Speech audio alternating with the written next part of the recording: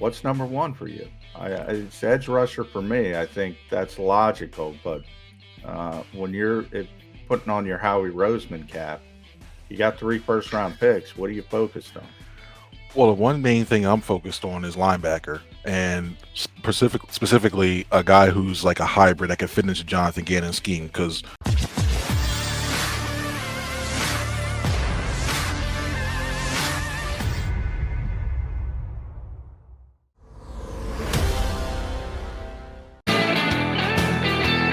Kickoff Monday on Birds 365. You got Mac, John McMullen, and Jody McDonald, joined by our good bud Chris Franklin from NJ.com, who is pumped up and ready for some combine action this week.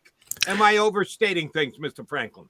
no, you're very right. This is my first time actually going to one, so I'm looking forward to it a lot, and I'm not going to try to keep myself from going down on the field trying to run the 40 myself and trying to throw around. But hey, it'll be all right. You'll beat Rich Eisen, so that's all that matters in the 40 time. But you're gonna be. I'm gonna predict one thing about Chris because this is your first combine. You're gonna be more excited before than. I know, I'm starting to hear that more and more. Like, because I heard we're going to be mostly in the convention center most of the time. Mostly so looking on TV the same as watching 40 times. But after go to the steakhouses. That's my recommendation. When you get there, obviously, you're going to be focused on certain positions. What's number one for you? It's edge rusher for me. I think that's logical, but when you're putting on your Howie Roseman cap, you got three first round picks. What are you focused on? Well, the one main thing I'm focused on is linebacker, and specifically a guy who's like a hybrid that can fit into Jonathan Gannon's scheme. Because more and more I've been thinking about over this offseason, as much as we hear about the offense complementing the defense and vice versa, if this offense truly wants to be an explosive offense and quickly get the ball down the field and quickly make those big plays, you're going to have your defense on there a lot. And if you're what they want to be is up by a lot of points, you're going to need your defense to get a lot of pass rush. And right now, you look at the edge rusher part, you have Brandon Graham. I wouldn't mind seeing him see an edge rusher, but I want to see him get a linebacker that not only can rush the passer, but also drop back into coverage, especially because how many times do we see TJ Edwards or Alex Singleton try to rush back 10, 15 yards to get back in that Tampa 2, and then all of a sudden you just saw the balls go right over their heads, stuff like that. So I think linebackers, for me, is where one of the biggest needs is. Linebacker. Jerry Robinson, Chris Franklin. Yes. 1979. We all got the story ready to go. I am so much with you, but I fear with the Eagles' past performances, and it's not just. I know 1979 goes back to when no one presently working for the Philadelphia Eagles was working for the Philadelphia Eagles. So I know that date sticks out, but it really has nothing to do with what's going to happen here in 2022. And they still played defense in 1979. They were still allowed to play defense in 1979. And disco too, so what do you know? But Howie Roseman has been in charge for the better part of a decade and haven't come close to drafting a linebacker in the first round. So I'm doubting it highly. I'm hoping you're right, because I agree with you. Yeah. Let's play fantasy football here for a second. Let's say McDonald and Franklin are right, and the Eagles take a linebacker in the first round. Who's that guy? Who's that combo linebacker? Because you're right. John and I talked in hour number one about the very good year that TJ Edwards had. Kind of a surprise. Wasn't a start at the beginning of the year, but then went in and did the job and had a really good statistical season. If it's going to be somebody on one of the two sides of him, who is that linebacker that they can just get so wowed by, even though it goes against their DNA, they can't help but call his name out in the first round this year? For me, it's Devin Lloyd of Utah. I look at him as a guy who can not only rush the passer from the edge, who's disruptive. He had 22 tackles for a loss, but he also, I believe, he had like 4 interceptions or something like that as well too. I think he had 8 sacks. Was the other he had 8 total sacks. So to me, he could play it. He's a 2-level type of player. You got him. We get him on a pass rush on the outside. You can, if Gannon really wants to get exotic and throw him back in like a zone blitz or something like that, rush to one end of the outside and have him drop back that way. And I think he also, I know he's more of a weak side linebacker, but you can finagle some stuff around to have him line up as a Sam linebacker and then have him, it puts defense on Dane. Is he going to rush? Is he going to drop back? Is he going to move somewhere else? I think he could disguise. He'd be better for when they disguise. For me, it's definitely Devin Lloyd. Chris, I think you were on the Daniel Jeremiah conference call. I think I saw you on there. Yeah. So you heard what Daniel said about linebackers. Howie Roseman not taking a linebacker. But he did mention last year, he said Dave Gettleman's never trading down. I bring that up because, look, if we're around long enough, if we're all, and you're younger than us, so hopefully you'll be around much longer than us, but you see everything in this league. So it's going to happen at some point. I can't tell you when. But, man, if you were going to take a linebacker, wouldn't have you figured out how to get Micah Parsons last year or just stayed at number 6 and take Micah Parsons? If you're not getting that difference maker in this draft, which Daniel kind of said, so if you want a defensive difference maker, go get Kyle Hamilton. Go package people and go get Kyle Hamilton because he's a different type of Micah Parsons, but he's the difference maker in this draft defensive. I think if he's somehow, I agree because I agree, but I only wonder if he falls down to say the 10-11 range, then I'm throwing a third round pick. Heck, I even think about throwing like a 23 second round pick. I'm moving up to get him. I do think he's that type of guy. The thing I'm worried about is I think he's going to be taken somewhere in the top 7. I think he's just too good of a talent to drop. I know I saw some people, I think it may have been Daryl Jeremiah had a mock going to the Houston Texans. Safety is tough because, safeties are not that, you don't really think of guys, but I mean, besides like Brian Dawkins, Troy Polamalu, you don't really think of them as that type of guys who really truly change the game in that sort of aspects, because there's not that much value placed on them. But I think if he really truly falls down to 10, 11, I'd trade up to go get him. I think he's that high on a lot of people's draft boards, myself included. I think he's really that high that he'd be worth it. And then you have your cornerstone guy in the back end of that defense, because we all know they need Rodney McLeod and Anthony Harris. They need safety. I think you have that cornerstone there for about the next good 7-8 years. Here's the team that you got to get by if you want Hamilton. We're 3 for 3 here, guys. We all love the kid and think he is a difference maker. But much like the Eagles don't take linebackers in the first round, the NFL doesn't take safeties that high either. It's just a position that has been devalued. I was talking to somebody over the weekend. I forget who it was. The 3 positions that have just stone cold been buried: linebacker, safety, running back. Those are the 3. Everyone still needs somebody to get to the quarterback. You need somebody to protect the quarterback. You need somebody to catch the ball, wide receivers, tight ends. You need somebody to throw the ball, quarterback. What's left? Safe, and you need somebody to cover those very good wide receivers on the outside corners. What's left? Safety, linebacker, running back. So I think that Hamilton could fall just because of that. The only team that I see potentially going there is Carolina at number 6. If they don't go quarterback, which they shouldn't, there is no quarterback that's worth Kenny Pickett, baby. To Matt Rule. He does not deserve to be the 6th pick in the draft. They're the one team that I think they have such a desperate need for safety. They have needs all over the place. But I think Carolina could be the the team that screws your well, let me jump in after the sneeze, Jody. Let me jump in and say this, and I'll get both your guys' thoughts. And I use that term difference maker, and I compared Kyle Hamilton to Micah Parsons, because Micah Parsons, that was the knock on him, right? Some people said, well, he's an off-ball linebacker. Other people said, well, he's an edge rusher, but he's not long enough to be a full-time edge rusher. And he just shows up and blows everybody away. I think Kyle Hamilton is going to be – you're not just getting a safety. You're getting a slot corner. You're getting a linebacker. If you move them around like a Swiss Army knife, are we getting closer in this league to where they look at certain defensive players as, to use basketball as an example, positionless type of player? I think you'll have some of that, but it depends on the player. And also I think it depends on the defensive mind that's actually using them too. Because if you have a guy, you can have, I mean, look at Hassan Reddick. I use that for example. Hassan Reddick was a guy who they tried to make into like a true stand-up, like 3-5 yard behind the line linebacker, and he didn't play that well. They moved him back to his traditional edge rusher part, where he's nowhere near the size of a prototypical defensive end. And next thing you know, you look at that last 2 years, he has 23.5 sacks.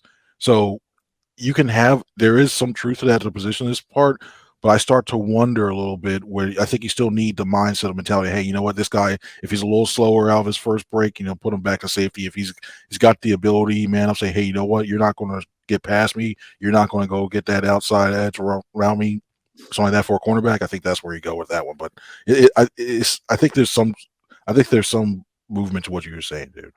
John, you and I talked in hour number one, and if we're talking about Hamilton coming to the Eagles, the question is, Chris just posed, how does Jonathan Gannon deploy him? Who did Jonathan Gannon use this year as his Swiss Army knife guy? He didn't, but he talked, and Chris knows he talked about Harrison Smith a lot.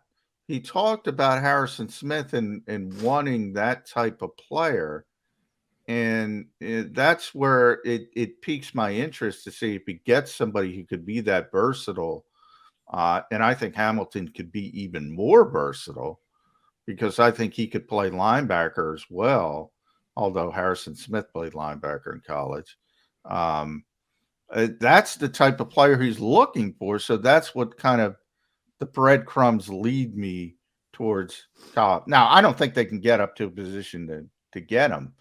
But do the Eagles have that? I guess my bigger question, Chris, the Eagles have that ability, and I'm talking personnel-wise, to start thinking about players differently, to start thinking about the Micah Parsons, Isaiah Simmons in Arizona, another one.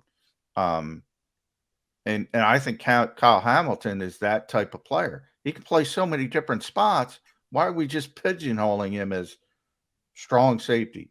I don't think he's just that. I think they still need a couple more players to do that, because I'd rather you have the basis and the foundation of your defense, you guys getting comfortable in your roles, and then you start to experiment a little bit more to try to throw some of the things off. Because I look right now, and I just look overall at the overall lay of the land. I see potentially I'm kind of pushing with 2 starting linebackers right now with this team. I see a defensive edge. I see a team that basically is trouble getting a pass rush, and I don't want to consistently blitz all the time, because even though if you have Darius Slay, you still need to worry about your outside corner. And so before I start using the Swiss Army knife stuff, I want to make sure I get the base skeleton that defense and make sure. I think if they can get like 2 or 3 players, not even just a draft, but in free agency, that really solidify this defense to make it look like, hey, you know what? I know statistically it was 10, but really it feels like it was around 15. But if they get a couple players that make them actually look like they're a 10th ranked defense, I think that's when you start to move it around. But again, it goes to resources that they have, and it might be tough. I think probably one more year before you start thinking about guys like, if you do get Hamilton, I think you use it. That's more like 2023 than really truly, or late 2022, really truly use them as Swiss Army knife. I'm going to ask John to do me a favor while I ask Chris a question here. JM, if you can quickly punch it up. If you've got one that you trust, the NFL draft value chart on how much each pick is worth, the one that Jimmy Johnson created decades ago, still has value around the league. People still use that. Others have come up with similar charts that change the value a little bit. But if you got one that you specifically trust or like, John, please feel free to use that. If not, if you can punch up the Jimmy Johnson value chart. What is the highest the Eagles could move if they package 15 and 16 together? If they put interestingly, together. The one that 10, more 15. people use is our buddy Brad Spielberger did one with I forget do you know who he did it with? I want to give Chris Jason Fitzgerald. I usually use Draft Tech. Sometimes I think of the other one too. Draft Tech's the one I usually use on that one. So the Eagles have 15, 16, and 19. Right. So I'm asking, if you combine 15 and 16, if you're going to move up, if Hamilton falls a little bit, how high are you going to need to get as per the value draft chart? If we're looking at combining 15 and 16, how many slots could they move up? All right. I gotta figure it out. So you guys. In the meantime, I'm going to ask Chris Frank on a question. John and I were talking earlier about wide receivers. He just did a column last week about the Eagles can't and shouldn't draft the wide receiver with one of their picks. As we try and put them together to get the Kyle Hamilton, that doesn't work. So they got to keep their pick. And a wide receiver is there. And this is a deep draft for wide receivers. And as much as the Eagles have shown over the years that they do respect positional value, they also have a draft board. If your draft board just screams that this guy is the best player available when you're on the board, is there any possibility they select a wide receiver in the first round? Maybe they go 3 deep. Maybe it's not their first pick. Maybe they keep both picks and use the 2, even though most of us believe they'll move at least one of the picks. They've got their 3rd draft pick and there's a wide receiver there just screaming to be picked. Will they use a first-round pick on a wide receiver this year, Chris? Unless they trade back down to, I think, the late 20s, I don't think they do. I wouldn't be surprised they did in the 2nd round. I think if a guy like George Pickens is still there or Jameson Williams, I think he's going to be taken high 2nd round. But if there's some way that they somehow get him in the 2nd round, but I think George Pickens, I like him a lot from Georgia. I think they stay shy away from that. I really think edge rusher is going to be one. I seriously think a corner is going to be one. And then from there, I know it's a wild card, but if just the way the board's going to be slotted, I think there's going to be a lineman or another edge rusher or maybe Dean or Lloyd. I think those will be the guys they take in one of 19s. But I wouldn't be surprised if day 2 they take a wide receiver. Fair enough. Yeah, real quick. So the Jimmy's chart, which I think is a little bit outdated, the Eagles could package 15 and 16, get up to number 4. So That's I what don't I'm think, saying. Yeah. I don't think that's necessarily possible. But if I could package 15 and 16 to get up to 4, I'd do it. And that's what are your odds, Chris, that the Eagles sit there and take all 3 of those first round picks? Because I do not think they're coming out of this draft with 3 first round picks. Well, speaking to everybody in the unofficial Franklin Sports Book, we're placing this about the yes at a plus 800. Just kidding, not, but I'm saying right now, I really don't think. I think they trade 19. I just got this hunch that they trade 19 for a slot selection next year to give them a little bit more flexibility, and I think they pick up an extra first.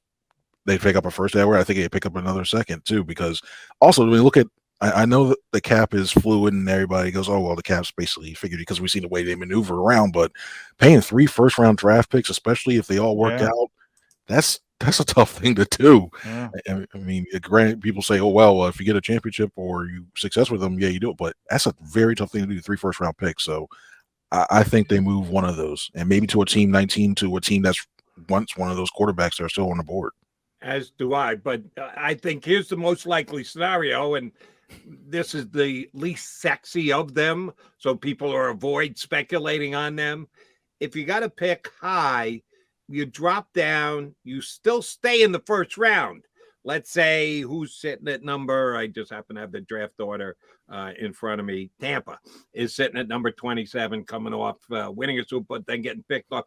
They desperately have someone they love. They want to move up to number 19.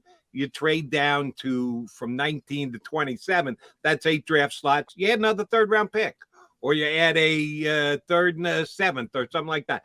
If you want to add draft capital, that's how you do it. You come down a couple of slots. I was surprised that Johnny just did the math for us on the Johnson chart that you actually got the 4th pick for 15 and 6. So maybe there's more intrinsic value to just the slots than I realized.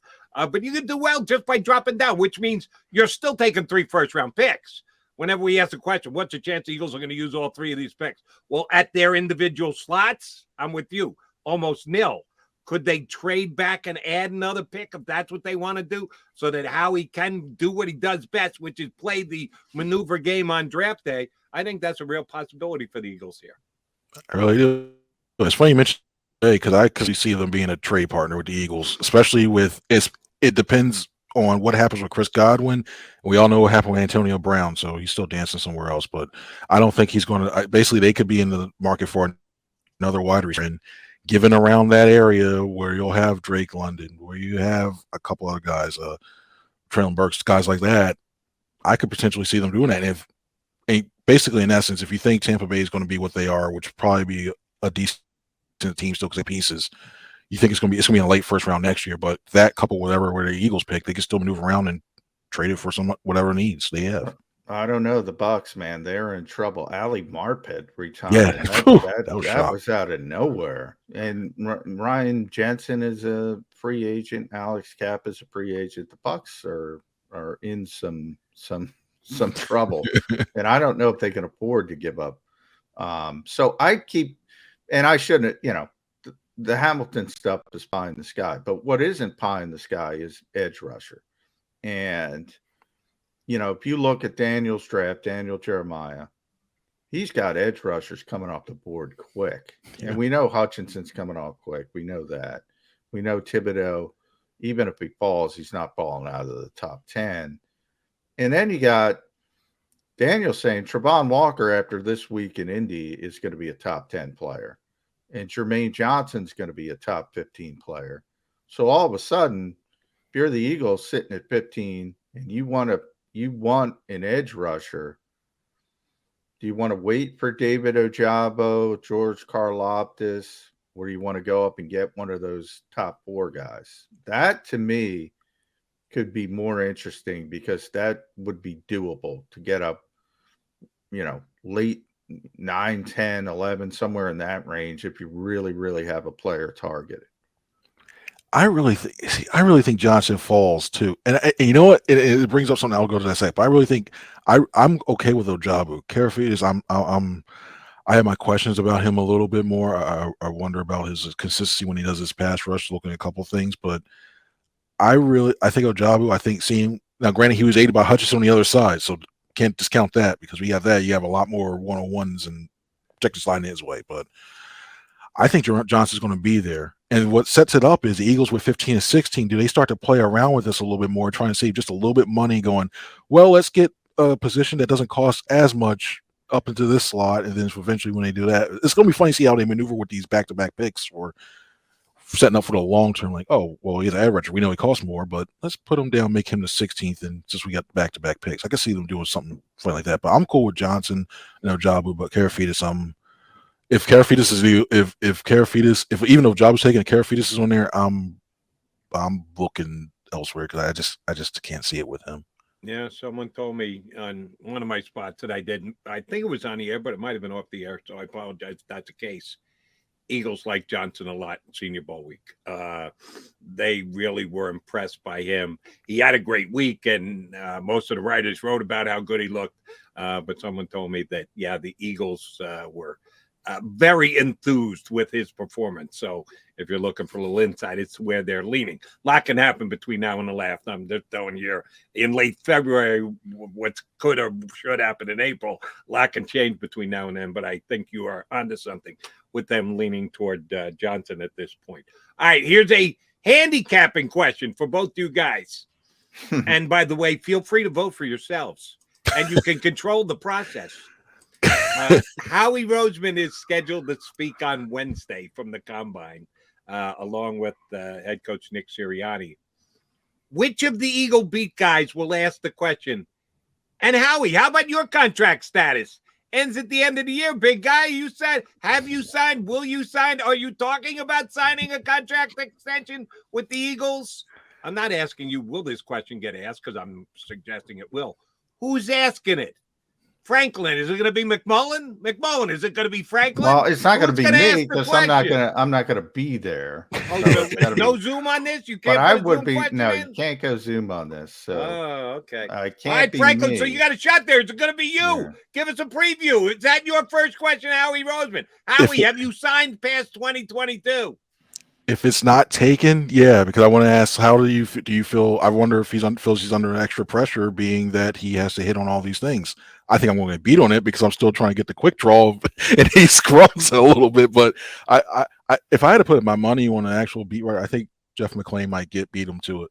I think Jeff might get. Yeah, Jeff will ask it. There's certain guys. Ruben will ask it. I would ask it. I have no problem asking it. It's like yeah. I don't have my quick draw ready to go. It's a good thing it's not the Wild West because I'm a goner if that was the case. But yeah. And Howie will probably, bend it off. But if people are getting excited, Howie's not in danger. Don't worry about Howie. I can see his answer right now. We're all under 1-year contracts every year in this league, and we're all under. I can see something like that right now. I can see it right now. sounds like Howie. All right, Chris, I want to run this by you. John and I talked about it last week. I don't think you're guilty as charged, but others have been. The speculation on trading Gardner Minshew. Why? What?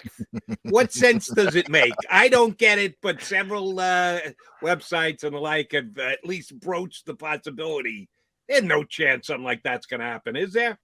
I am one of the people that is among the group that would seriously consider that if it means only if you can get a second round pick for him. I really think a second, because and you base that off of all these teams being let down, and I'm trying to say these teams being let down for not being able to get one of the big names like a Russell Wilson, and then they look in the draft and like, well, we don't want anybody about that, and then you got somebody going, well, we need to win right now, or I don't have a job next year.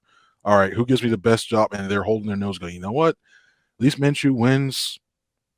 All right, let's add them in there, and then you go from there. That's if you can get a second for Minshew, I'm in for it. I really think that's. Oh, if you can get a second for Minshew, yeah, I'm doing that yesterday. Go for Miami. Miami is always the one. I mean, look at AJ Fiedler. Yeah, Miami might do it again. There's a reason why that won't happen. Because whatever general manager proposes it to his owner will be fired immediately. Won't even get to accept that second round. No. That conversation will never come to a fruition. You have no chance to get a second round pick for Gardner Minshew. Well, now here's the thing, though. I mean, I think they could trade Gardner Minshew, but only if they bring in. So I'm shocked we've gotten this far to talk about the quarterbacks. But if they bring in another quarterback, then you could trade Gardner Minshew. But there's a lot of moving parts to that. Do you trade Jalen Hurts to get a veteran quarterback? And I don't know if you guys saw it because it just came out a couple minutes ago, but Eric Burkhart, who is the agent for Kyler Murray, went public with a missive, not just a statement of basically nobody's reading that whole thing. So I'll translate it for you. He's not happy. He wants a new contract. So you have all these moving parts on the quarterback carousel, Chris. Gardner Minshew's way, way down the list. But, it's looking more and more likely that Aaron Rodgers is going to stay in Green Bay. They keep restructuring deals for a reason to make money to pay Aaron Rodgers. Seattle. And the franchise, Devontae Adams. Yeah. Got to get both of those things. Got to get both of them. Seattle.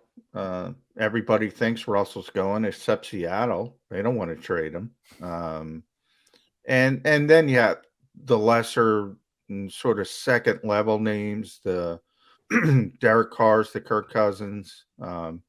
They're more likely to stay than go.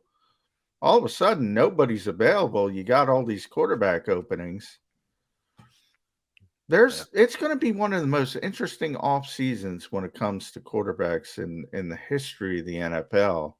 But I think people are going to be disappointed. I think it's going to be more stay in situations than go. And the Eagles are going to be a stay situation. I think Jalen's going to be here. Jalen's going to be the starting quarterback. But if he isn't, then everything's up in the air, including Gardner Minshew getting traded.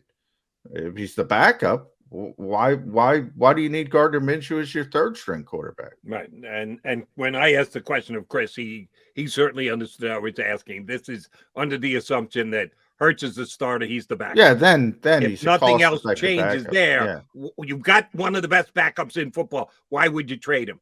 Yeah, Chris is going to fantasy land that they can get a second round. I'm just saying, Jacoby Brissett's out there. I'm just saying, we see see Nick Sirianni's coached with him for a little bit. You saw the stuff they did with him. Just saying, if they happen to trade Gardner Minshew, if they got a second, if somebody was desperate enough, I'm not talking about like the Jets or somebody like which basically would be a first round pick, but somebody in the back end of the second round needed somebody or stuff turns. I will say that is a bad organization if I'm getting a second round. Fired. The GM's fired. He gets fired before he can ever say done.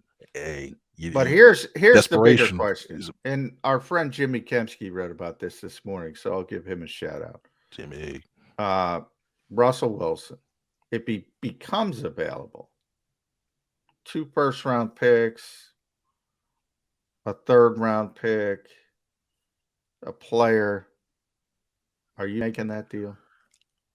I even aside saying he waived his no trade clause to come to Philly, which I Yeah. doubt he would, I'm still very, very hesitant because I think you make that move for Russell Wilson if you are only a quarterback away from from being a serious Super Bowl contender. And right now, seeing the pieces that this team needs on offense, they still need another wide receiver. They still need, I think you may need a running back or two now, given that the uncertainty with Miles Sanders in his last contract year, and then you got Jordan Howard banged up. Then you look at the holes you have on defense. There's still so many holes that they have to fill. If this was next year, and see, I don't want to use that because Russell will be an extra year, but if they were one move away, I'd seriously consider it. But right now, there's too many holes to do that before you can just plug them in and think, okay, yeah, we're a Super Bowl team. It's too many holes. Which, by the way, I've said this several times here on Bird 365, WIP, everywhere else. You're not getting Russell Wilson for 2 first-round picks plus. If Matthew Stafford was 2 1s plus a 3rd plus a player, Russell Wilson's better than Matthew Stafford. I don't care if Matthew Stafford just won the Super Bowl. What had he ever done before that? Russell Wilson's won one, been there, been an MVP. Come on, you know the price has got to be more than that. So start with the 3 1s if you're going to have a legitimate conversation about Russell Wilson. Well, I'm considering Jalen Hurts as sort of a late one, as a young player.